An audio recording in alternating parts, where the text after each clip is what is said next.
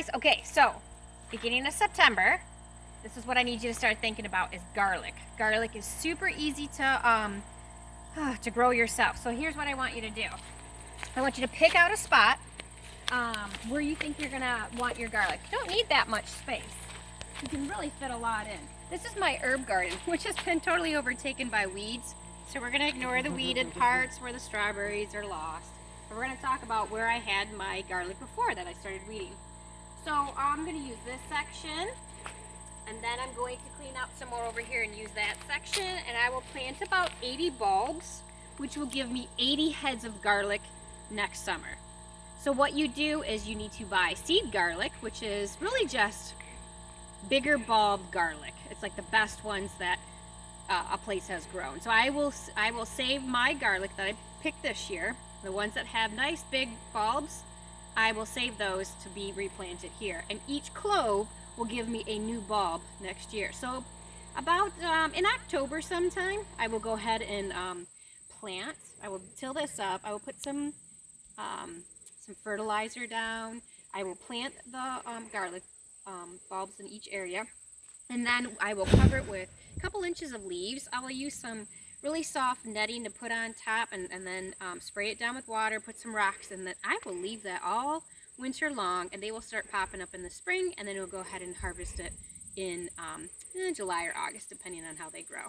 So garlic is super easy. It's super thrifty. Once you buy some seed garlic, that's all you have to do is one time, and you just keep saving it over year after year after year. So that's super easy. So hopefully you guys can go out, get some local garlic bulbs so that you can plant your garlic. So yeah, so we have some beautiful herbs in the garden. Come on, walk this way.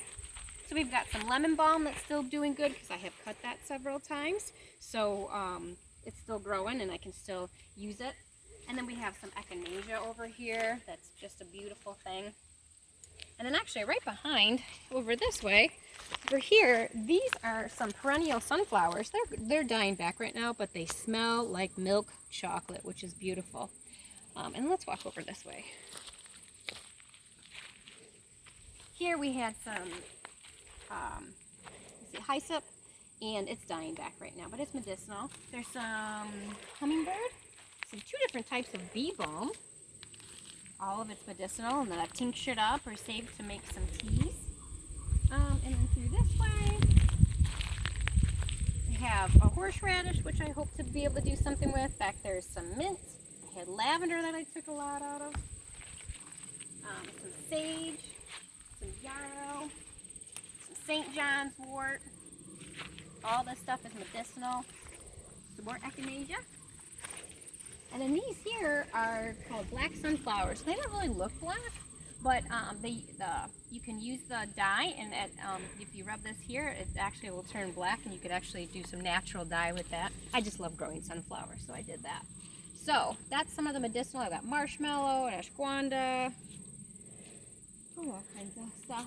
Some really tall sunflowers. So think about ordering your garlic so that you can go ahead and plant it in October sometime. So see you at the next garden.